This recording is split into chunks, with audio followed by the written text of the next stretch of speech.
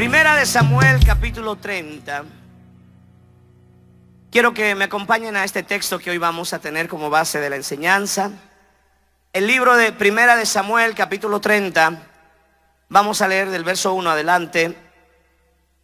Bendito sea el nombre del Señor. A nuestros amigos que nos ven a través de las transmisiones, te invitamos a que nos brindes un tiempo de mucha atención, porque la palabra transforma la vida, la palabra toca nuestros corazones, la palabra es viva y eficaz.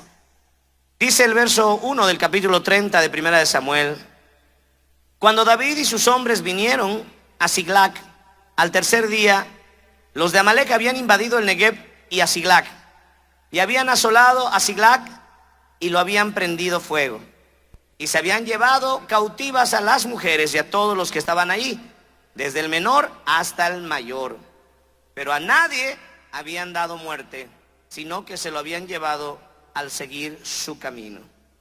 Vino pues David con los suyos a la ciudad, y aquí que estaba quemada, y sus mujeres y sus hijos e hijas habían sido llevados cautivos. Entonces David y la gente que con él estaba alzaron su voz y lloraron hasta que les faltaron las fuerzas para llorar. Alabando a Dios, tomen asiento. Ya hemos orado, hemos podido agradecer al Señor por la palabra. Yo me sentí muy agradecido por el lema que el Señor les ha entregado a esta confraternidad, Familias en Armonía. Es un título muy necesario en estos tiempos de crisis familiar. Podemos ver muchas veces los datos que revisamos entre las instituciones que se dedican a tabular esta información, y la familia a nivel general en el campo de cualquier país está en riesgo. Ya las instituciones públicas, los gobiernos, los estados no están creando leyes para poder fortalecer la familia. En Bolivia es el caso de, por ejemplo, ya el gobierno, las autoridades no tienen en su ideal rescatar el matrimonio, sino facilitar el divorcio. Ya en mi país uno se puede divorciar en menos de 48 horas. El divorcio se puede hacer hasta virtualmente. Ya no necesita haber una causal, ya no necesita haber argumentos para que la pareja se separe, como antiguamente existía dentro de las leyes en mi nación. Porque los gobiernos se han dado por vencido, porque las instituciones públicas no ven la necesidad de que la sociedad se fortalezca en familias. El entorno de una sociedad saludable siempre va a estar basado en familias saludables. Familias que estén fortalecidas saludablemente van a producir una sociedad de bien, porque las generaciones venideras, los hijos que van a forjarse en esos hogares, van a ser hijos con principios, hijos con valores, con moral. Pero por esa razón se está atacando de una forma muy fuerte a la familia para destruir ese núcleo, para destruir ese entorno y así producir una crisis colateral, un daño colateral a las siguientes generaciones. Sin embargo, a pesar que muchas instituciones públicas, a pesar que muchas organizaciones han desestimado la batalla de defensa de la familia, todavía hay una institución, si permite llamarse así, todavía hay un grupo que sigue y seguirá defendiendo los principios de la familia. Y ese grupo y esa institución es la iglesia del Señor aquí en la tierra. Bendito sea el nombre de Dios. Nosotros siempre vamos a hacer un perjuicio para las artimañas y para los proyectos del diablo, que el Señor los reprenda. Siempre vamos a estar presentes hasta que Cristo nos lleve a su presencia, hasta que el Señor recoja a su amada novia, a la iglesia. Y siempre vamos a tener claro que uno de los puntos fuertes que debe ser defendido en medio de nuestra creencia es la familia. Dios ama la familia. Dios, cuando habló a Abraham, le dijo: bendeciré a través de ti a las familias de la tierra. Y la verdad, el pueblo de Israel es una bendición para todos nosotros, más allá de cualquier circunstancia militar, cualquier circunstancia política que se está viviendo en este tiempo. Nosotros nos enfocamos en la promesa de Dios a través de su pueblo, porque ese pueblo se ha encargado de llevar al mundo entero el conocimiento del verdadero Dios, el Dios de Abraham, el Dios de Isaac, el Dios de Jacob. Por eso Dios bendiga a esa nación de Israel, Dios bendiga a nuestro amado Creador y el Dios de ese pueblo. Para que una familia pueda forjarse en armonía, para que una familia pueda mantenerse estable, no simplemente temporal o pasajeramente la armonía. Alguien me dijo: pastor, este año es el año de la armonía. Y yo le dije: sí. ¿Y al año que viene qué será?, me dijo. Yo le dije: el lema va a cambiar, pero la armonía se mantiene. Porque estas frases son recordatorios de lo que Dios nos ha dado, ¿verdad? Hemos tenido este lema de Dios: armonía, disponibilidad, Shekinah. Podríamos hablar de tantos lemas que Dios nos ha dado, que son recordatorios de lo que debemos nosotros perseverar. No es algo temporal, no es algo que es como una tendencia. Este es el año de la armonía, así es que hasta diciembre 31 voy a ser armónico. Después vuelvo nuevamente a mi actitud rebelde, de inestabilidad. No, para nada. Sino es que el Señor cada año, a través de nuestras autoridades, en este caso de nuestro presidente internacional, nos da una frase, nos da una palabra para que podamos fortalecer lo que debe existir entre nosotros, lo que debe estar presente continuamente entre nosotros. Amén. El Salmo 133 dice que es bueno y es maravilloso habitar en comunión, que eso trae bendición, que eso trae unción, que eso es algo que nos va a dar vida, que nos va a traer la mano, el favor del Señor sobre nosotros. Y por eso esta confraternidad, familias en armonía, es una antesala de lo que Dios quiere hacer en nuestras familias. Dios quiere bendecir a nuestras generaciones. Dios quiere bendecir a los matrimonios. Dios quiere bendecir a nuestros hijos. Dios quiere que en estos días la mano de Dios se mueva poderosamente sobre todos aquellos que están dispuestos a creer que Él lo hará y que han venido con un corazón desprendido y dispuesto a hacerlo. ¿Hay alguien que cree que Dios lo va a hacer? Levante su mano, diga amén. Si usted está oyendo a las redes, diga amén donde se encuentra, porque yo he venido con esa disposición. Yo tengo en mi hogar 4 hijos. Dios me ha regalado 4 preciosos niños. Tengo ya casi 18 años de casado, estamos cerca a los 20. Nos hemos casado bastante jóvenes con mi esposa y hoy tenemos 2 varones y dos niñas, mujeres. Y tenemos pues el gozo de tener a esos 4 preciosos hijos que están en distintas edades. Tengo una que está en plena adolescencia, juventud. Está en ese momento donde se revela y no sabe por qué. Tenemos el siguiente que está pasando a la adolescencia, que es varón, y está en esa transformación, en ese momento donde ya no le interesa tanto los carritos de juguetes, sino se está queriendo prender el auto, el de verdad. Tengo a otro que es menorcito, que está pasando el umbral de la inocencia, porque ya está pensando en la muerte. Hay una edad de los 7 a los 10 años donde los niños empiezan a entender con claridad qué es la muerte. El otro día entró a la habitación y la abrazó a mi amada esposa y se puso a llorar. Y le dijo: no te mueras, mami, no te mueras. Y yo dije: ¿qué ha pasado? ¿Qué sabe él que yo no sepa? Pero lo que sucede es que se soñó un sueño donde interpretó la pérdida de su madre y sintió esa emoción. Y pasó a la habitación para tranquilizar su corazón y descubrir que solo era un sueño. Pero ya está pasando ese umbral. Y tengo la última, que todavía es una pequeña de aproximadamente 5 años, que todavía es niña, que todavía me sigue preparando la cena con papel picado, me hace comer hamburguesas de plástico, me hace cambiar a sus muñecas, que papi, esa falda es muy corta, hay que poner una falda larga. Amén, hay que cantidad hasta en los juguetes, amén, me gozo de ella. Entonces estoy experimentando un momento muy feliz. Y también estoy en una etapa donde ya hemos pasado el umbral de los 40. Los 40 años para muchos es una etapa donde ya empiezan a haber cambios hasta en el cuerpo. Yo estoy fuerte, estoy joven, pero ya no soy el joven de hace 20 años. Y creo que por aquí todos pasaron los 40, ¿verdad? No hay necesidad de preguntarles, su rostro lo demuestra. Estamos en una etapa donde ya nosotros estamos en tiempos de cuidarnos, de mantener el templo del Espíritu Santo, nuestro cuerpo. Sin embargo, en las mujeres, la etapa de los 40 es un proceso donde pueden hasta rejuvenecer, si es que saben manejar sabiamente esos cambios hormonales que se van dando. Las mujeres se fortalecen, tienen fortaleza. Los hombres, en cambio, estamos en un proceso donde ya no somos águilas que volamos a alturas imbatibles, sino nos volvemos cóndores, con dolor aquí, con dolor acá. Y empezamos a sentir cosas que no sentíamos antes, hermano.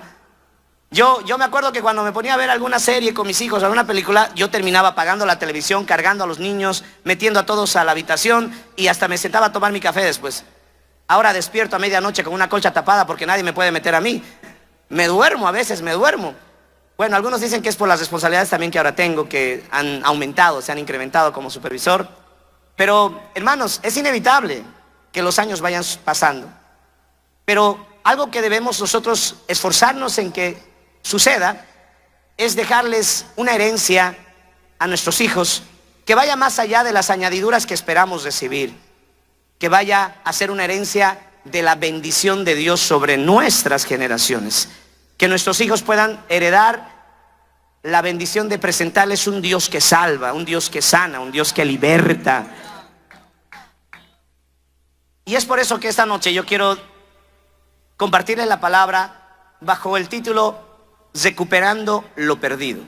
Yo quiero que hoy usted conmigo pueda hacer un diagnóstico espiritual de qué es lo que puede haberse perdido en tu familia.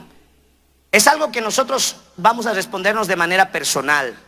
Nadie, el de tu derecha, el de tu izquierda, no va a tener la respuesta que solo tú puedes responder. ¿Qué es lo que has perdido? ¿Qué necesitas recuperar? Y como cristianos tenemos la bendición de que Dios nos hace personas sinceras, personas que podemos humildemente reconocer lo que nos hace falta. Como pastores, como amigos que nos visitan por primera vez. Tal vez tenemos gente que no comparte nuestra fe, gente que todavía es una visita, simpatizante de nuestra fe. En un común denominador, de manera general, todos tenemos familia. Y muchas veces en esa familia se han perdido cosas que son importantes y se deben recuperar. Resulta que el rey David, antes de que pueda elevarse al trono, este varón que Dios había escogido, que era conforme al corazón de Dios, un título tremendo que no se le da a cualquiera de las personas que nos describe la Biblia, había salido como normalmente hacía a las batallas que se le presentaban. David era un guerrero, David era un hombre que se había forjado para esos tiempos y esos propósitos. Y como era de costumbre, junto con los valientes que andaban con él, salieron a batallar, salieron a enfrentarse, en este caso contra un pueblo enemigo que estaba constantemente buscando dañarle, que era el pueblo de los filisteos.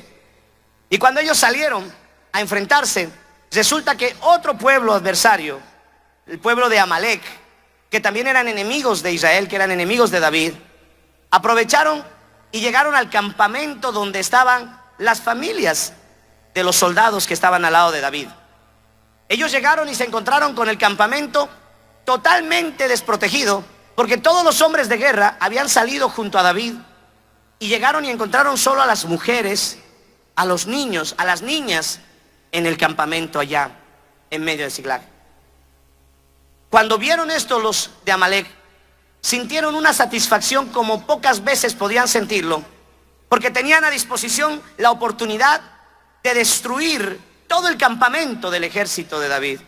Mientras que David estaba afuera, ellos aprovecharon para llegar cobardemente, de manera muy desleal, al campamento donde solo estaban las mujeres y los niños.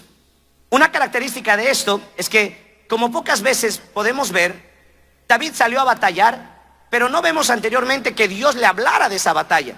Si usted revisa capítulos anteriores, Dios no le manda que salga a esa batalla. David salió por inercia. David entendió que esa era una batalla más, que Dios le iba a dar victoria. Sin embargo, no hubo una confirmación de Dios para salir, para ir a batallar, para emprender ese viaje. Por tal razón, el enemigo, el Señor lo reprenda, aprovechó a través de esto para que Amalek con todos sus soldados llegaran al campamento y los encontraran totalmente desprotegidos. Yo quiero recordarle a usted, amigo, hermano que está aquí, qué importante es escuchar la voz de Dios. Qué importante es consultar a Dios para tomar decisiones que pueden causar un efecto en todo nuestro entorno familiar. Recuerde que Lot, cuando se apartó de Abraham en el libro de Génesis, decidió irse a un territorio donde las llanuras eran verdes, donde los campos se veían muy fructíferos, pero se encontraba Egipto y se encontraba Sodoma y Gomorra.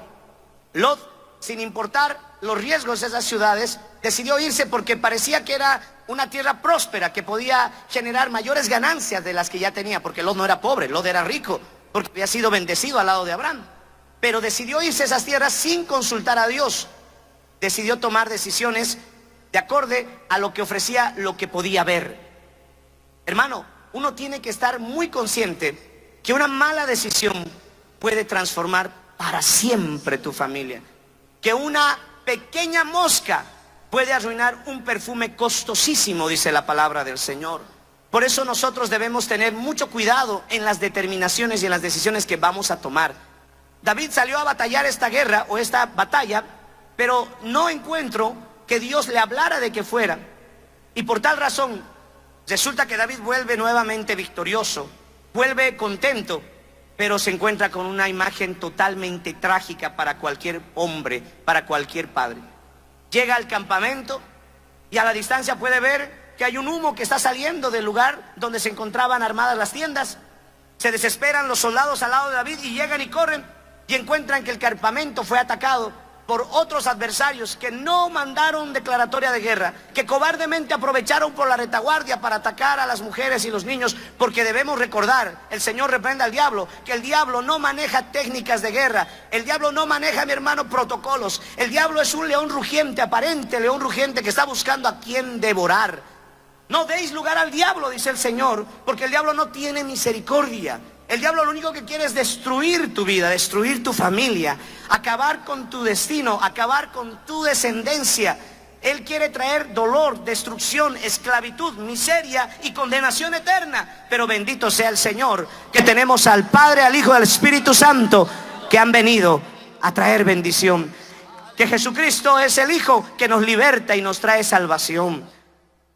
Cuando llegaron los del ejército, dice el capítulo 30, y cuando encontraron el campamento, cómo había sido golpeado, ellos inmediatamente dejaron de pensar en las tiendas quemadas, dejaron de pensar en las cosas que podían haber perdido materialmente hablando, porque la más tremenda noticia era que sus esposas y que sus hijos no estaban ahí.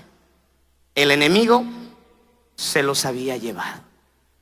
Hermanos, algo que el enemigo tiene muy claro, y algo que el diablo, el Señor lo reprenda, tiene muy claro, es las cosas que son realmente valiosas. Él no está interesado en tu casa, hablando geográficamente, físicamente. Él está interesado en tu familia. Él no está interesado en tu auto. Por eso hay mucha gente que equivoca la palabra prosperidad y confunde. Dicen: pastor, estoy prosperado, bendecido, porque tengo 2 autos, una moto, una bicicleta. Yo conozco brujos que tienen 10 autos. Eso no es sinónimo de prosperidad. Pastor, estoy bendecido porque tengo mi cuenta bancaria con soles y lunas. Eso no es sinónimo de bendición. Conozco gente que no cree en Dios, que tiene millones en sus cuentas bancarias. El diablo tiene claro qué son verdaderamente las riquezas que nosotros hemos recibido. Y él está interesado en esas riquezas. Él no está interesado en quitarnos las cosas materiales. Él quiere llevarse a nuestra familia. Él quiere llevarse a nuestros hijos. Quizás usted está aquí sentado y ya tiene a Jesucristo en su corazón. Gloria a Dios, celebro eso. Pero el diablo está pensando cómo podemos destruir a ese hombre consagrado. ¿Cómo podemos destruir a esa mujer consagrada? Ya sé cómo. Vamos por sus hijos. Vamos por sus hijas. El libro de Reyes recuerda la historia de un hombre llamado Eliseo, un profeta que recibió la visita de una viuda que angustiada le dijo: yo soy una mujer que desciendo de profetas. Mi esposo era también parte de los profetas, pero mi esposo ha muerto y ha venido el acreedor a cobrarnos. Y no puede irse sin pagar esa deuda a mi familia. Por tal razón se va a llevar 2 hijos míos como esclavos. El acreedor vino y no tuvo compasión. En la historia que cuenta Reyes, no tuvo compasión de esa mujer. Lo que quería era que se salde la deuda. La pregunta es: ¿quién tenía la deuda? ¿Los hijos? La deuda no la tenían los hijos, la deuda era de los padres. Pero ¿quién iba a pagar esa deuda? Los hijos. Por eso David dice: de mis pecados de juventud no te acuerdes, dice el Señor. Hermanos, el enemigo quiere atacar nuestras familias. El enemigo quiere destruir nuestros hogares. Por eso cada vez vemos cómo el mundo está al servicio de todo esto. La música, las redes sociales, la tecnología, la moda actual. Hoy en día se está perdiendo hasta el más mínimo respeto de las cosas. La música solo nos lleva a pensar en lo que es sexualmente, la inmoralidad, la lascivia, la lujuria. porque quiere destruir las generaciones. Ya no quiere hablarse de la fidelidad, del afecto, del amor, porque el diablo está muy bien ubicado cuál es su objetivo.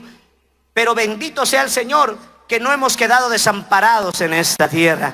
No estamos solos. Jehová peleará por mí. Éxodo 14:14 dice: Él peleará por nosotros y vosotros estaréis tranquilos. El Señor también está presente. Pero antes de hablar de tal presencia del Señor, mire qué interesante que los de Amalec, cuando llegaron al campamento, no dice que se llevaron las cosas materiales. Si usted revisa, dice que cuando David vino, encontró el campamento que estaba ahí quemado, y que lo que se habían llevado era a las mujeres, a todos los que estaban ahí, desde el menor hasta el mayor. Los de Amalec no se llevaron el botín. Ellos no se preocuparon por llevarse las cosas físicas. Ellos dijeron: es la oportunidad de llevarnos a los hijos, a las hijas y a las esposas de todos estos soldados que caminan al lado de David. Usted tiene que estar consciente que el enemigo está preparando todas las estrategias que sean posibles. Y yo como pastor me alerto y pido a Dios me ayude, porque sé que el diablo, el Señor lo reprenda, ha declarado una guerra frontal para arrancar a mis hijos, para llevarse a mis hijos del campamento israelita. El diablo, el Señor lo reprenda, no va a dar tregua. Y si lo quiere hacer con los hijos de los pastores, también lo quiere hacer con los hijos de los miembros de la iglesia. También lo quiere hacer con cualquiera de los que hoy me está oyendo. Y no le digo esto para que sienta temor, no, porque mayor es el que está con nosotros que el que está en contra de nosotros. Si usted lo cree, denle un fuerte aplauso al Señor Jesucristo, hermanos. Pero pastor, entonces si Dios está con nosotros, ¿por qué permitió que vengan los de Amalek y se lleve a los hijos y a las hijas? Es que, hermanos, lamentablemente David, como le dije a un principio, él salió a batallar, confiado en que esto era parte de lo que debía haber hecho. A veces hay cosas que nos distraen de los peligros que se están acercando. Hay cosas que nos distraen y que pueden ser estratégicamente utilizados por el enemigo para dejar desprotegido nuestro campamento. Cosas como, por ejemplo, el afán del trabajo. Nadie que esté coherentemente influido por la palabra dirá que trabajar es malo. No, la Biblia más bien dice que el que trabaja pues recibe salario, y el que no trabaja que no coma. Es muy importante. Pero debemos tener una capacidad de dominio propio. Dios no nos ha dado un espíritu de derrota, sino de dominio propio. Y ese dominio propio también se debe aplicar al deseo de superación que va más allá de lo necesario. Llegamos tiempos donde no nos conformamos y nos sentimos insatisfechos. Señor, si me das una motito, no sé cómo se llaman estas motitos, un motocar, Señor, por favor, dame un motocar. Y Dios es tan bueno. Nadie le gana en generosidad a Dios, hermanos. Nadie. Dios es bueno. Dice que Él da abundantemente. Nadie le supera en generosidad al Señor. Y tú pides tu motocar: Señor, dame motocar. Y hasta te da tu motocar el color que quieres. Y tú te gozas y dices: gloria a Dios, pastor, ya tengo mi motocar, ahora voy a traer a hermanos a la iglesia, vamos a hacerlo.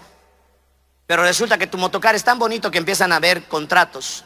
Empiezan a ver, mi hermano, personas que te llaman: aló, Uber motocar, driver, Yaigo motocar. Y empiezas a ver que te pagan bien y dices: wow, está bien, voy a dar más diezmo. Pero resulta que viene el que te vendió el primer motocar y te dice: mire, estamos viendo que usted ha sido fiel en todos sus pagos, ahora le ofrecemos otro motocar más. Y usted dice: si gano tanto con un motocar, con 2 motocar voy a ganar más. Y después voy a tener 4 motocares, 10 motocares, y después todo Tarapoto será mío. Y empieza a crecer esa aspiración. No está mal desear superarse, está bien, pero nunca debe hacer perderte el horizonte. Yo conozco gente que se ha ido al extranjero para mejorar su familia. ¿Cuántas personas han venido y se han ido con los ojos llenos de lágrimas al extranjero para recuperar económicamente alguna situación? Pero lo que han traído no ha sido dinero. Han traído otro matrimonio, han traído adulterio, han traído destrucción del hogar. En Bolivia estamos viviendo en este momento las consecuencias de hace 20 años. hubo una epidemia de gente que se fue a España, a Italia, a Estados Unidos, el sueño americano. Y esas familias que se fueron, muchas de ellas ya no han vuelto. Se han buscado otras familias, han hecho otros hogares. Su intención fue ir para generar recursos por la familia que dejaban en Bolivia, pero lo único que mandaban era dinero. Calmaban la ausencia del padre sobre los hijos con dinero. Y ahora esos hijos han crecido, criados por tíos, criados por parientes, criados por amigos. Algunos han sufrido ultrajos sexuales, violaciones, otros han recibido indiferencia, adictos a alguna sustancia. Y tenemos una generación de jóvenes de por lo menos 20, 25 años que están totalmente dañada, y no porque simplemente ellos hayan tomado malas decisiones, sino porque les han abandonado en el campamento y Amalek se los ha llevado esclavos. El Señor reprenda al diablo. Y eso es lo que sucede muchas veces en los hogares. Yo no estoy en contra de que Dios nos bendiga, yo también anhelo muchas cosas, pero debemos darnos cuenta de que la felicidad no es anhelar lo que te falta, mentalizar y centrarte en lo que no tienes. La verdad, para mí la felicidad es agradecer por lo que has recibido. Hay gente que se queja por lo que no tiene porque no se enfoca en lo que sí recibió. Hay una frase muy bonita que dice: yo me quejaba por no tener zapatos hasta que vi un hombre que no tenía pies. Uno tiene que centrarse en las cosas que Dios le ha dado y ser agradecido. Dios tiene cuidado de nosotros. Dios sabe las cosas que nos hace falta. Dios sabe las necesidades que tenemos. ¿Cuántos de acá tal vez están prontos a tener hijos? Yo tengo por aquí, hablaba hace rato con un hermano que ya está pronto a nacer su hijo. Y uno se pone a pensar, y ahora ya hay que pensar en leche, en pañales. Cuando yo recibí la bendición de mi primera hija, estaba recién llegado a una ciudad que se llama Tarija, y teníamos pues como menos de un año, exactamente 10 meses de estar viviendo ahí. Una iglesia muy chiquitita, teníamos como 6, 7 miembros. La economía era muy precaria, muy sencilla. Es más, mi esposa tuvo que dar a luz en el hospital público. Tuve que ir a hacer fila a 4 de la mañana, sacar ficha. No teníamos recursos para contratar una clínica privada en ese entonces. Y cuando fui todavía al doctor, les recomendé: doctor, por favor, ayúdeme. Tenía que ser cesárea. Y el doctor muy gentilmente, Dios le tocó su corazón y me dijo: mira, te voy a dar un consejo. Anda, cómprate hilo, porque aquí lo que usamos es de la peor calidad. Si quieres que a tu esposa le deje su herida imperceptible, anda, cómprate hilo, me dijo. Y me fui a comprar hilo no al supermercado, a la farmacia. Y fui a la farmacia y dije: necesito hilo para una cesárea. Y regresé y el doctor me tocó medio chistosito, era medio alegrón también. Y yo llegué y le dije: doctor, ya le traje el hilo. Y me dijo: anda, tráete 2 Coca-Colas más porque esto va a dar para largo, me dijo. Y me acuerdo que cuando volví, el doctor salió, me entregó a mi bebé. Yo me puse a llorar cuando agarré a esa primera niña que Dios me regaló. Y lloraba de una emoción, de una alegría, porque era algo que nunca había sentido. Estaba viendo la primera hija de la familia Valenzuela Aguilera, como nos llamamos con mi esposa. Pero después de que terminó mi emoción, me puse a pensar: ¿y ahora qué hago? Porque el doctor me dijo: vaya a traer pañales, vaya a traer esto, vaya a traer este otro. La enfermera me dijo: tiene que traer esta leche por si su esposa no puede generar todavía leche. Y yo salí y dije: ¿y ahora de dónde consigo todo eso? Porque yo tenía en mi bolsillo unos cuantos pesos y decía: ¿cómo hago? Y ahí Dios empezó a obrar. Empezó a llegar las felicitaciones, empezó a llegar los saludos, empezó a llegar mis hermanos: dame tu cuenta, te quiero mandar para esto, para el otro, para tal. Y cuando terminamos, mi hermano, de salir del hospital, salimos con todo pagado, salimos con las cosas necesarias, con la bendición de Dios. Y puedo decir que a mis 4 hijos nunca les faltó pañales ni leche, porque Dios ha sido bueno, mi hermano. Y si usted ve a mis hijos, va a decir: no, les sobró la leche, porque son mastuquitos, grandotes y muy bendecidos. Amén. Entonces, yo no estoy en contra de que usted piense de que hay que tener ese deseo de que Dios nos bendiga. Es bueno. Pero no tenemos que equivocarnos que por causa de estas cosas dejemos el campamento desprotegidos. Lo digo con mucha propiedad y respeto. Ni siquiera el ministerio debe hacer que dejemos desprotegido nuestro campamento. Porque nosotros como pastores no podemos construir un ministerio sobre las ruinas de nuestra familia. No podemos tener un ministerio efectivo con hijos que están descarriados y perdidos. Y no estoy juzgando, ni mucho menos me pongo en la silla de alguien que no ha vivido eso. Yo me pongo en la posición de mis compañeros, que muchos de los que hoy están delante, con años de ministerio, han tenido que salir batallando con lo poco que hemos aprendido. Porque la familia, mi hermano, es algo que estuvo presente, pero es algo que muchas veces no se enseñaba dentro de la iglesia. Nosotros aprendíamos cosas a veces por inercia, por experiencias propias. La misericordia de Dios nos sostuvo. Pero qué importante es que nuestras familias, aún de los pastores, de los que somos miembros de la iglesia, no queden desprotegidas. Nada es excusa para abandonar nuestro primer rebaño, que es la familia. Bendito sea el nombre del Señor. Denle un fuerte aplauso a nuestro Padre Celestial. Bendiga el nombre del Señor. Yo me siento muy feliz cuando veo pastores que sus hijos le sirven al Señor. Y yo le digo en mi corazón: Señor, concédeme esa alegría. Yo sé que mientras que nuestros hijos estén consagrados, sean parte de la iglesia, es una gran bendición. Pero tener el privilegio de que nuestros hijos sean parte del ministerio es algo que creo que es una satisfacción que no tiene comparación con otra.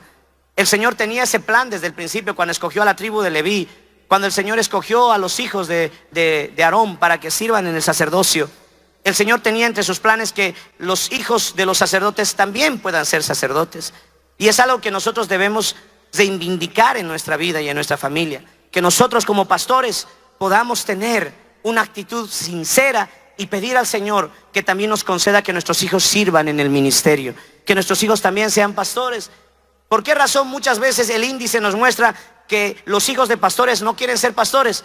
Porque a veces se quejan de que han sido abandonados, de que han sido descuidados. Y no es por malicia, no es porque los pastores o los que estamos sirviendo al Señor tenemos ese deseo de hacerlo, no, sino es porque muchas veces, así como David, nos hemos enfrascado en batallas, nos hemos enfrascado en circunstancias que estaba parte de nuestro proyecto, pero desgraciadamente hemos dado lugar a que el campamento quede abandonado y que el enemigo venga y tome ventaja de esa persona, de ese tiempo, de ese espacio que hemos dejado vacío. Yo he hablado con muchos hijos de pastores y muchas veces yo les pregunto si quisieran ser pastores, y en Bolivia muchas veces la respuesta es que es uno de sus últimos deseos de servir al Señor. Y no porque ellos consideren que es algo malo, sino es porque ellos han vivido la experiencia de la ausencia de un padre, de la ausencia de una madre. A veces nosotros somos bastante intransigentes con nuestros hijos. Les pedimos que puedan mantenerse en una actitud irreprensible, cuando también ellos son hijos que tienen que pasar por los procesos y las experiencias que todo hijo tiene que pasar. El amor de un padre para con un hijo debe ser incondicional. Yo vengo de una generación donde me enseñaban que si el hijo se porta mal hay que botarlo, donde el hijo, si se porta mal, hay que sacarlo y desheredarlo si fuera posible. Pero bíblicamente Dios no nos enseña eso. Si usted ve en el libro de Deuteronomio, Dios dice: el hijo que es borracho, el hijo que es glotón, el hijo que se porta mal y no cambia, hay que llevarlo delante del pueblo y los ancianos declararán su pecado y lo deben matar a pedradas. Eso dice la ley. Pero desde Deuteronomio hasta Apocalipsis no encuentro un solo caso de que un padre haya hecho eso con su hijo. Nunca encuentro en la Biblia que un padre haya hecho esa orden de matar a su hijo a pedradas delante del pueblo. Sí encuentro un hijo pródigo que desgastó todo lo que recibió del padre. Sí encuentro un hijo pródigo que ofendió, que se convirtió hasta en una vergüenza para aquel padre que se esforzó en Lucas 15. Pero en un momento ese hijo entró en razón cuando se encontraba deseando la comida de los cerdos a los cuales tenía que criar, y recordó que en la casa de su padre había abundancia de pan. Cuando nuestros hijos se apartan del camino del Señor, llegará un momento que ellos recordarán la bendición de tener a Dios en la familia, la bendición de que Dios haya estado en el corazón de nuestros padres. Por eso el hijo pródigo dijo: volveré a la casa. Y su realmente conversión, su arrepentimiento se notó, porque él ya no quería volver como hijo. Él dijo: volveré como un siervo, como un trabajador, no merezco ser llamado hijo. Pero cuando él volvió, el padre fue movido a misericordia y lo abrazó, lo besó y lo restauró. Veo en el libro de Lucas cuando Jesús fue sumergido en las aguas y descendió el Espíritu Santo, y ahí el padre habló y dijo: este es mi hijo amado en quien tengo complacencia. Hasta ese momento Jesús no multiplicó panes, no resucitó muertos. Hasta ese momento Jesús no había hecho su ministerio todavía de gran impacto. Solo se había bautizado obedeciendo al Padre. Pero ya Dios estaba diciendo: me siento complacido de que tú seas mi hijo. Nuestros hijos deben saber que el amor que tenemos con ellos es incondicional. No los amamos por lo que van a hacer, los amamos por lo que son. Son la herencia de Jehová en nuestra vida. Son nuestros hijos. A su nombre. Yo vengo de esa enseñanza. Y no me confundan, no le estoy diciendo que socape el pecado, que le dé para su cerveza, que le mande a bailar, no. Nuestros principios en contra de las cosas del enemigo son inamovibles. Podemos tener una firme convicción de nuestra fe, pero no necesariamente tenemos que abandonar a nuestros hijos. Hay diferentes tipos de padres. Si me permite darle una pequeña reflexión, los jóvenes llegan a ser como aquellos muchachos que se embarcan en un río caudaloso y están en medio de esta pequeña barca sufriendo porque las olas golpean la barca y no saben cómo volver a la orilla, porque en la adolescencia, en la juventud a veces se toman malas decisiones.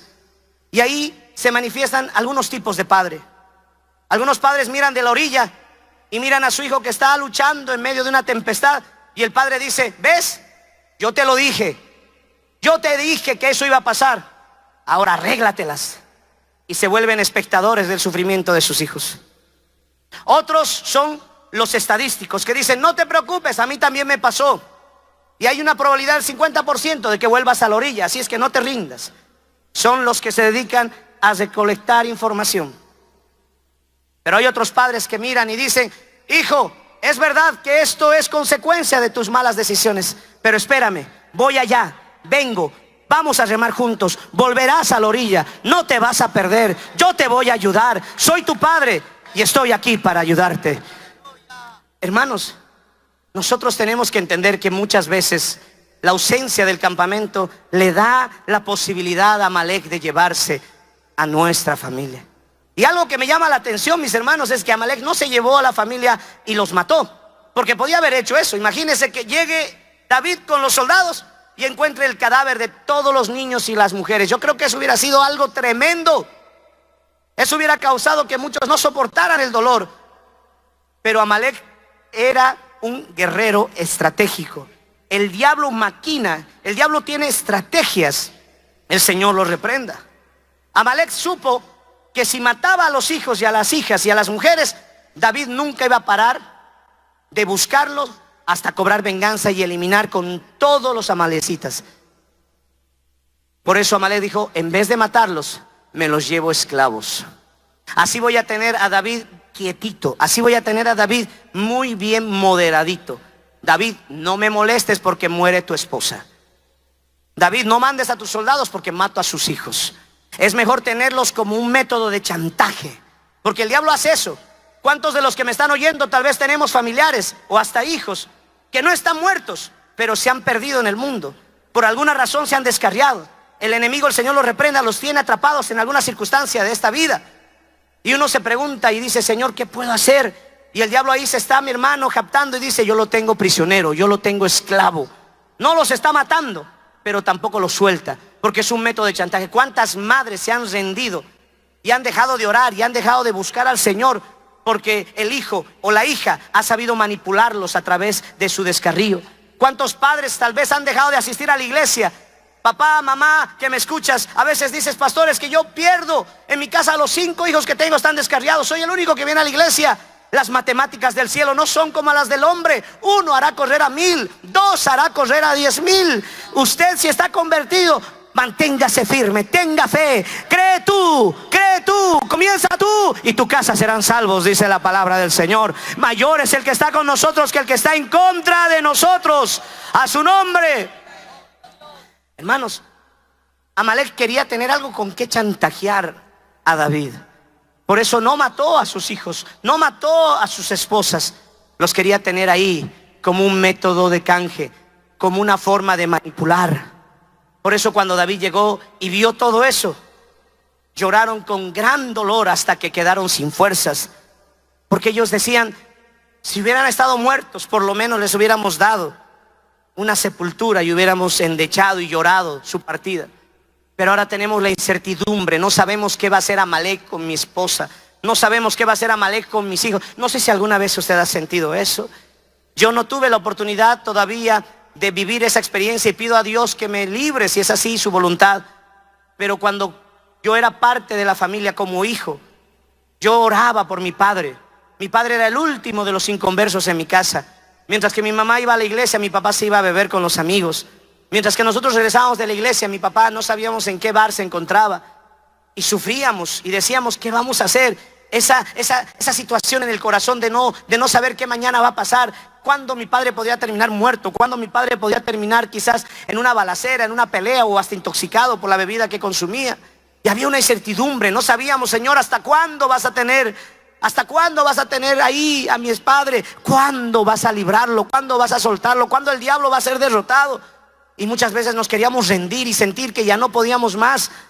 Así David seguramente en ese momento, al ver que su familia, que sus hijos, que los hijos de sus soldados, sus comandantes estaban prisioneros en las manos de Amalek, sintieron esa incertidumbre y decían, ¿qué va a pasar con ellos? Yo no sé qué va a suceder. Y empezaron a llorar porque dijeron, era que nunca salgamos del campamento, era que no abandonemos. Algunos se dejaron llevar humanamente por la desesperación y dijeron, busquemos un culpable, busquemos un culpable. David es el culpable, David es el culpable. Y muchas veces el enemigo nos quiere empujar a eso, hacernos creer que hay este o el otro que es el responsable. Y empezaron a renegar entre ellos y dijeron, matemos a David, destruyamos a David, porque por seguir a David hemos abandonado a nuestra familia, hemos abandonado a nuestros hijos. Estaban desesperados porque no sabían qué hacer. El dolor había llegado a tal circunstancia que lloraron hasta quedar sin más fuerzas porque habían perdido lo más valioso. Ahí no se estaban preocupando por las tiendas quemadas, ahí no se estaban preocupando por los tesoros que tal vez habían sido saqueados. Hermanos, llega un momento en que te das cuenta que las cosas que tanto valorabas no eran tan importantes como tu familia.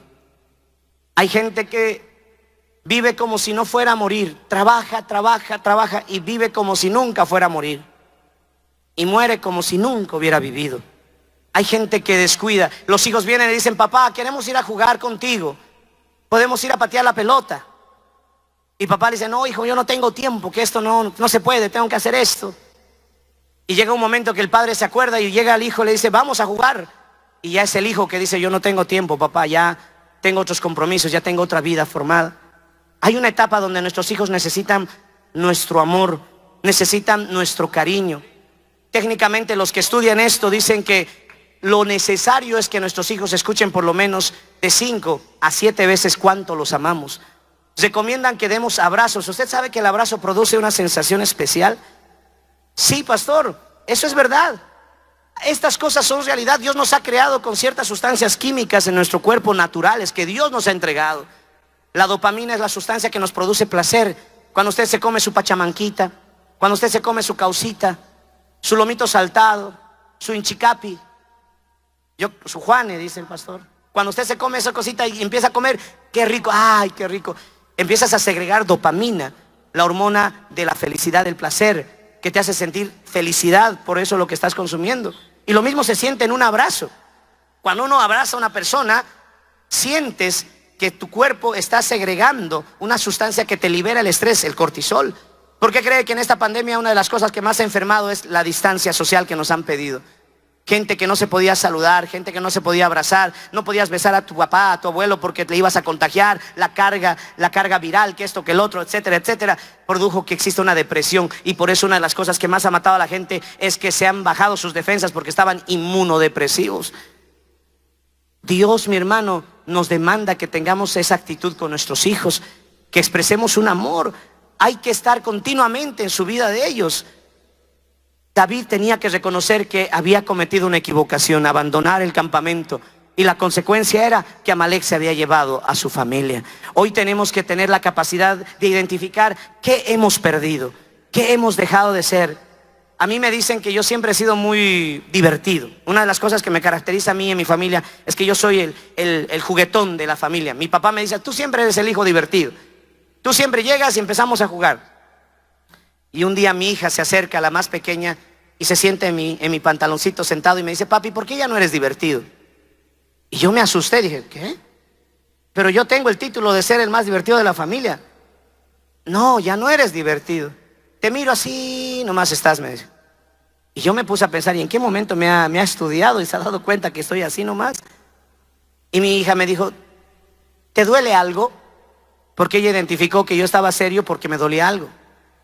Pero yo me di cuenta que lo que estaba pasando es que ahora en estos privilegios que asumo como supervisor nacional, han incrementado las responsabilidades, han aumentado las cosas que debo responder junto a mis compañeros, y me estaba olvidando de mi tiempo de diversión con mis hijos, de distraerme.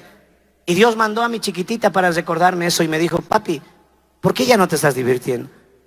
Yo en ese momento me di cuenta de que no debía descuidar eso, porque mañana eso mismo mis hijos iban a tomar quizás como una razón para dejar que el enemigo trabaje en sus corazones. Uno tiene que tener la capacidad de reconocer qué es lo que puedes estar descuidando en tu vida. A veces dejamos el romanticismo en la pareja. Éramos tremendos cuando estábamos de novios, cuando estábamos en oración. Yo hubiera querido conocer al pastor Teófilo cuando estaba enamorando con la pastora Mariela. ¿Cómo habrá sido? No sé si el pastor, alguno de ustedes lo habrá conocido, pero yo creo que hubiera sido algo muy bonito ver cómo la habrá enamorado a la pastora Mariela, ¿verdad? Es una charla que hay que conversar estos días, hay que saber esa historia. Yo cuando le iba a esperar a mi esposa, cuando en Bolivia teníamos permiso para salir, cuando el pastor nos daba permiso, ella llevaba una amiga. Siempre salíamos con una amiga cuando íbamos a tomar un jugo, un helado. Y yo me acuerdo que cuando iba a recibirle a la casa, ella estaba en su casa con su amiga y yo me paraba en la puerta a esperar que salga. Me decía 3 en punto y a veces bajaba 3:30. Y cuando bajaba y me decía, disculpa, no quería hacerte esperar, yo le decía, no te preocupes, no he sentido nada. Porque para mí era una alegría esperarla, disfrutar. Una vez fuimos a una heladería muy famosa en Bolivia, nos sentamos a tomar un helado y tenía que calcular siempre para 3, porque iba mi esposa, su amiga y yo. Y ese día yo tenía muy pocos recursos, mi economía ese día estaba medio débil. Entonces dije, voy a pedir unos helados medianos, vamos a tomar nuestros helados y tal vez después nos pedimos una bebida, una gaseosa y listo. Pero ese día derramó Dios un espíritu de apetito en mi esposa, que era mi novia en ese tiempo con la hermana, y se pidió una copa de helado super jumbo, que es una copa así gigante de frutas con 6 sabores de helado. Es una cosa gigante. Y para aumentar mi sufrimiento, su amiga se pidió igual. Y lo más chistoso es que la amiga era chiquitita, hermanos, era más pequeña que el vaso. Y se pidió. Y yo dije, sabe, está aprovechando porque aquí está ella de invitada. Y se pidieron 2 jumbos Melba.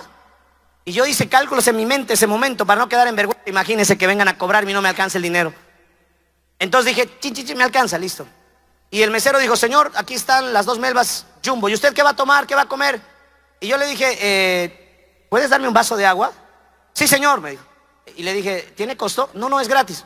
2 vasos de agua, por favor. Y me trajo 2 vasos de agua. Y mi esposa en ese tiempo, que era solamente una oración, me dijo, ¿no vas a comer nada, Marcelo? Y yo le dije, es que ya comí. Ya en mi casa mi mamá me dio harta comida. Tuve que disimular porque no quería que sepa que se estaba casando con un joven que no tenía plata. Pero hermanos, yo aguantaba hambre. Todo por estar con ella, mirándola, viendo cómo se acababa esos 5 kilos de fruta. Y disfrutaba verla todavía, hermano. Porque así éramos.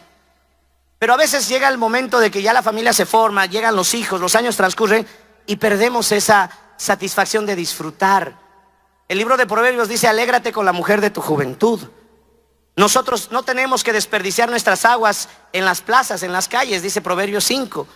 No derramarás tus aguas en esos lugares, sean para ti. A veces nosotros desgastamos nuestras fuerzas y llegamos a casa totalmente exhaustos.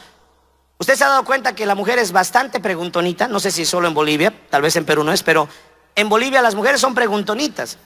Llego yo a casa, me cambio, atiendo a los niños, beso a los niños y después llega el momento que me siento con mi esposa a tomar un café o nos sentamos en la habitación ahí a conversar y me pregunta, ¿cómo te ha ido hoy día?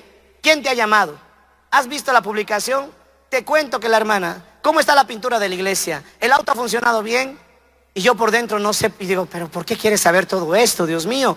Y me empieza a preguntar, y a veces yo me resumo así, todo bien, todo bien. No me digas todo bien. Entonces, todo bien. Y después me puse a preguntar y a revisar cuál es la razón. ¿Por qué ella se vuelve preguntona? Y descubrí que lo que pasa es que como muchas veces la esposa para en la casa, está atendiendo a los hijos, está atendiendo los quehaceres de la casa y son sus salidas muy esporádicas afuera, ella necesita relacionarse y conversar para saber cómo ha sido el día. En cambio yo cuando salgo, manejo la calle, me encuentro con los hermanos, estoy atendiendo, me transporto, me movilizo. Y entonces cuando yo me di cuenta que eso era una necesidad más que un simple capricho, me convertí en un buen conversador y empecé a prepararme para cuando llegaba a casa. Cosa que cuando mi esposa me pregunta, ¿cómo te ha ido? Ah, bien, amor, te cuento que estaba yendo en el auto y la llanta se pinchó, pero pude cambiar la llanta y me traje un refresco y cuando me compré un café me acordé de ti y por eso te traje este café que te gusta. Y ya empecé a compartir con ella porque encontré la necesidad que ella tenía. Nosotros tenemos tiempos donde disfrutamos de salir solos. Una vez al mes o por lo menos 2 veces al mes salimos solo los dos. Agarramos a nuestros 4 hijitos, los hacemos jugar, los hacemos dar vueltas, los mareamos un poquito y a dormir, a dormir, a dormir. Y después mi familia se queda cuidando a mis hijos y yo con mi esposa salgo. Si ese día Dios nos ha bendecido, le llevo a un centro comercial que se compre algo, porque si algo tiene el común denominador las mujeres es que les encanta comprar. No sé si en Perú será lo mismo, pero en Bolivia las mujeres se llenan de dopamina cuando les toca comprar, se alegran, se emocionan. Y tienen un don especial para comprar, hermanos, porque preguntan las 150 tiendas y vuelven a la número 1 para comprar lo que ya habían preguntado. Es una buena forma de hacer ejercicio salir a comprar con ellas. Pero cuando salimos con mi esposa nos vamos a comprar algo. Yo le digo, ¿dónde quieres cenar esta noche? ¿Qué es lo que tú quieres comer? Dejo que ella escoja lo que quiere comer. Me dedico a llenarle de halagos ese día. Le digo, qué bella te ves, qué hermoso te queda ese vestido. Estás como la primera vez que te he conocido. Y ella me dice, no, ya he tenido 4 hijos. No, los hijos te han mejorado, estás más hermosa. Y empiezo a decirle halagos sinceros y genuinos que nacen de mi corazón. Ella me empieza a decir, tú también te ves lindo, veo más cabello por el lado derecho. Y yo le digo, mentirosa. Pero yo a veces comparto estas enseñanzas y hay hermanos que se enojan y me dicen, no, pastor, eso no, eso es para los niños. En Bolivia, yocaya se llama a los jovencitos en quechua. Es para los yocayas. ¿Cómo voy a estar yo ahí agarrando de la mano a mi esposa cuando somos viejos? Porque hay hombres que les gusta andar por delante, como gualipoleros, directores de banda, y por detrás la esposa cargando los bultos, las guaguas. Pero antes de eso eran todo un caballero, éramos personas diferentes. Caminábamos en la noche y le decíamos poemas. Del cielo cayó un cometa para pintar tu hermosura. Al ver lo bella que eras se le cuajó la pintura. Y ahora ni siquiera le decimos eso. Apúrate, apúrate, apúrate. Todas esas cosas son señales de que el campamento se está descuidando. Y Amalek va a querer llevarse cautivo a nuestra familia. Que el Señor reprenda al diablo. Dale un aplauso a nuestro Señor Jesucristo, hermanos. Para que la familia esté en armonía tenemos que tener la capacidad de reconocer qué es lo que está fallando, qué es lo que necesitamos recuperar. Es importante. El libro de Job dice que el ojo del adúltero está mirando la casa que va a minar. La palabra minar habla de robar. Si usted revisa este texto, el ojo del adúltero está mirando la casa que va a robar. Pareciera que hubiera una equivocación porque los que roban no son los adúlteros, sino son los ladrones. Pero dice, el ojo del adúltero está mirando la casa que va a minar, que va a robar. Pero Dios nos dice claramente adúltero. Y esto nos refiere a que hay hombres, que el Señor los reprenda, que tienen hasta esa influencia espiritual, esas posesiones demoníacas, esos espíritus inmundos, que están esperando la oportunidad de destruir un hogar, de tratar de cautivar a la mujer casada. Por eso dice el ojo del adúltero.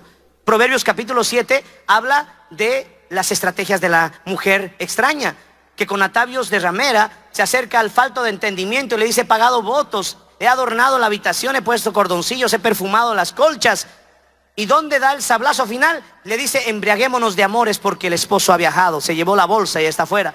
Una mujer casada que busca su víctima.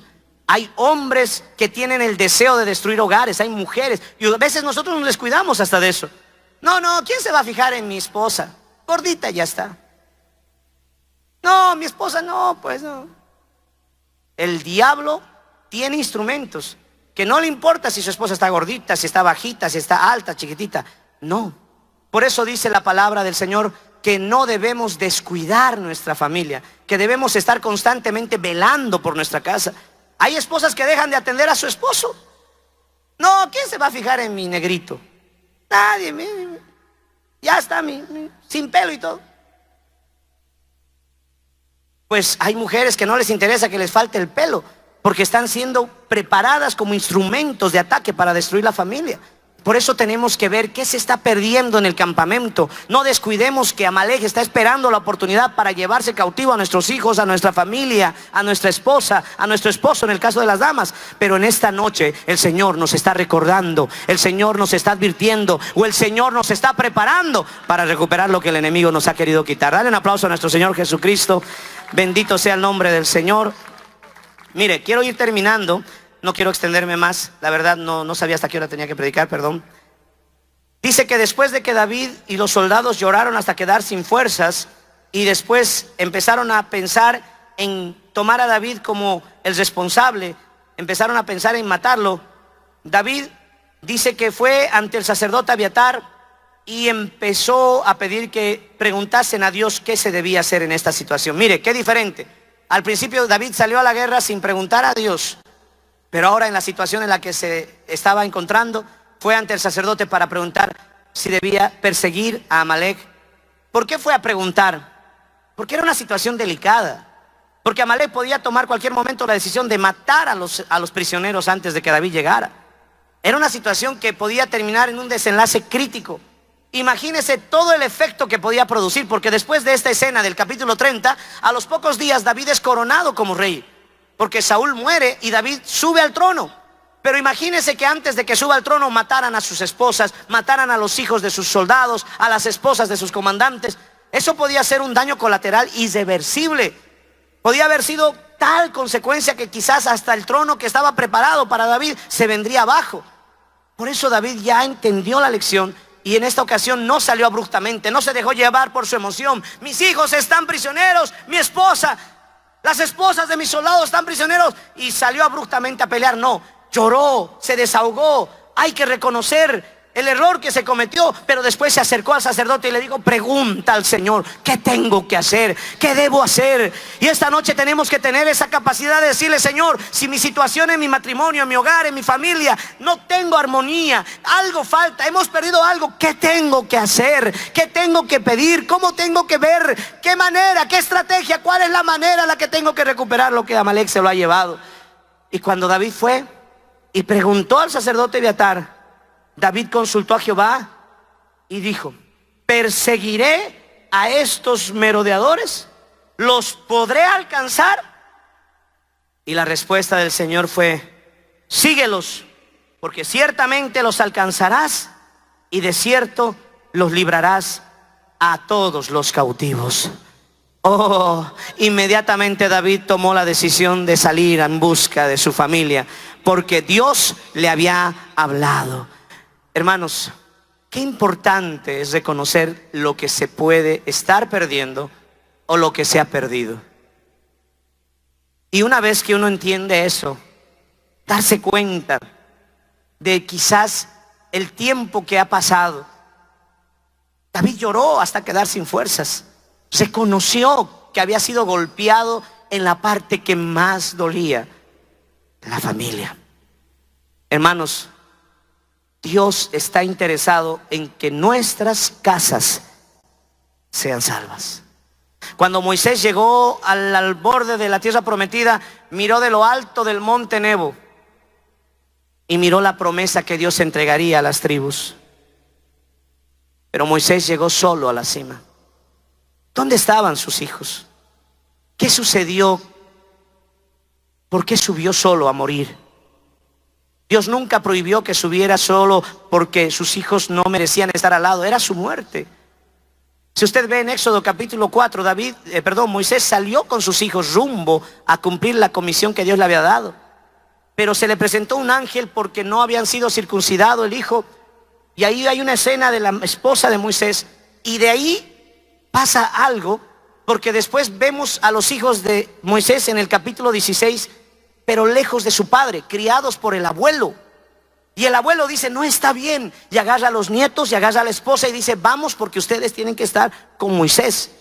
Y el abuelo lleva ante Moisés a los hijos y a la esposa. Pero de ahí para adelante no vemos más a los hijos de Moisés interactuar en la historia. Ese tiempo del capítulo 4 al capítulo 16, ese tiempo que Moisés se dedicó exclusivamente a liderar al pueblo para llevarlos a la tierra prometida, sacrificó su relación con sus hijos. Y yo creo que nadie puede creer que Dios nos pida a nuestros hijos como sacrificio para la salvación de las almas. Pero pastor, ¿qué pasó con Abraham cuando le dijo que sacrificara a Isaac? Ese no era el deseo del Señor, porque Dios castigaba y repudiaba el sacrificio humano. No es que Dios quería que se derrame sangre en forma de sacrificio de un ser humano. Lo que Dios quería era compartir algo con su amigo. Pastor Teófilo, usted es mi amigo. Yo lo aprecio al pastor Teófilo, al pastor Wari. Los conozco, comparto con ellos y a veces abrimos nuestro corazón y compartimos cosas. Dios quería compartir su amistad. Por eso Dios llamó a Abraham mi amigo. Lo llevó al monte Moriab. Subió a lo alto de la montaña. 3 días le duró el viaje. Y en lo alto de la montaña Abraham tenía que sacrificar a su hijo. ¿Qué estaba haciendo Dios? Dios estaba compartiendo su dolor con su amigo.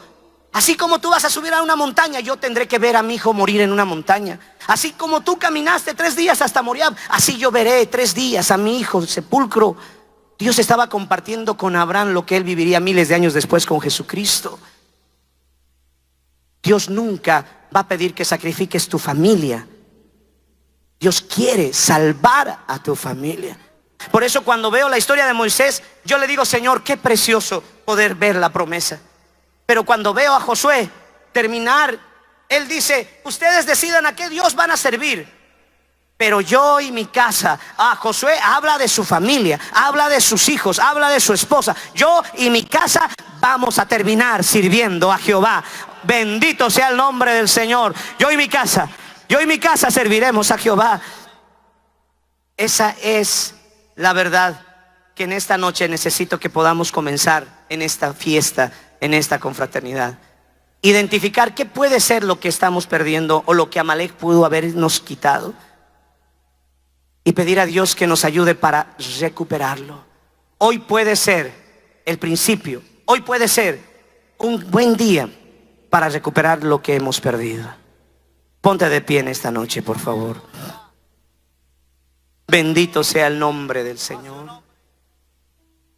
Yo quiero que en esta hora, mientras que estás ahí en tu asiento, solo mira un instante a través de la historia bíblica esos padres que estaban en medio del campamento revisando.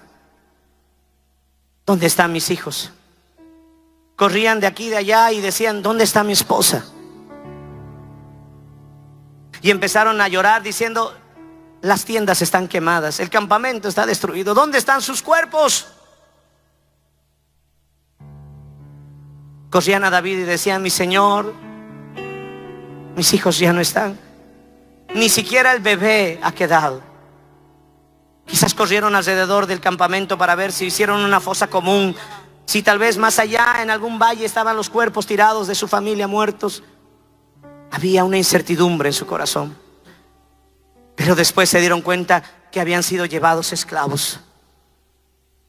El dolor que causaba al pensar que habían muerto ahora se convirtió en una desesperación, porque estaban en las manos de un pueblo corrompido y perverso. ¿Qué van a hacer con mi hijo que es tan tierno? ¿Qué vejaciones, qué cosas más horribles harán con mi hija que es mi princesa? Por eso lloraron, porque se dieron cuenta lo que se les había quitado. ¿Tú te das cuenta lo que quizás estás perdiendo? O la indiferencia o esa actitud costumbrista te está cegando. Por eso quebrantaron su corazón y no tenían fuerzas, lloraron hasta más no poder. Pero mientras que los otros no sabían qué hacer, David dijo, yo voy a invocar a Jehová. El único que puede hacer algo, el único que puede traer nuevamente a mi familia es el Señor. Ya no voy a salir desesperadamente a pelear, ya no voy a tomar mis decisiones de forma personal. Quiero, Señor, que tú me digas, ¿puedo alcanzarlos? Todavía puedo recuperar a mi hija que se ha ido al mundo. Todavía puedo recuperar a mi hijo que está tan frío en tus caminos. Todavía puedo recuperar la llama del amor en mi hogar. Y la respuesta del Señor es, los vas a alcanzar, los vas a recuperar. Si en esta noche hay alguien que quiere acercarse al altar y venir a decirle, Señor, yo quiero recuperar lo que se ha perdido, o algo que tú sabes y nadie más que tú sabe que necesitas restaurarse en tu familia, quiero orar por ti. Quiero orar por tu vida y por tu familia. Te invito a que te acerques al altar. No tengas temor, no te preguntes qué dirán, no pienses quién te va a mirar. Recuerda que David se acercó al Señor porque sabía que solo Él podía traerle de nuevo a su familia. Te adoramos, te bendecimos, Señor. Glorificamos tu nombre en esta noche. Amigo que nos escuchas, hermano que nos ves a través de las redes, aquellos que están conectados a través de la transmisión, donde te encuentras, donde tú estás recibiendo esta palabra, antes de ir en busca, antes de salir hacia la tierra prometida, el Señor les hizo comer el cordero con hierbas amargas para que recuerden de lo que estaban siendo librados. A veces tenemos que tener la humildad de reconocer qué es lo que estamos perdiendo, qué es lo que se ha descuidado en nuestra vida. Yo sé que muchos que nos están oyendo son parte de la iglesia, son hermanos en la fe, pero a veces también el proceso, los años nos hace descuidar cosas que no se deben descuidar, nos hace actuar de formas que no se debían haber actuado. Pero aún hay tiempo, porque Amalek no mató a la familia. Dios no permitió que ellos murieran, porque Dios sabía que si ellos tomaban la decisión correcta, recuperarían a su familia. Esta noche toma la decisión. Esta noche acércate con fe al altar. Ahí donde estás, arrodíllate un momento en donde estás oyendo esta palabra. Queremos orar contigo. Queremos pedir, Señor, ayúdanos a recuperar lo que se pudo haber perdido. Tal vez hemos salido continuamente a nuestras batallas, a nuestros proyectos, a nuestros emprendimientos, y hemos sentido que Amalek ha tomado ventaja. Hoy en esta mañana, en esta noche, Señor, nos acercamos delante de ti. Pido por cada compañero que está en este altar. Pido por mi vida, Señor.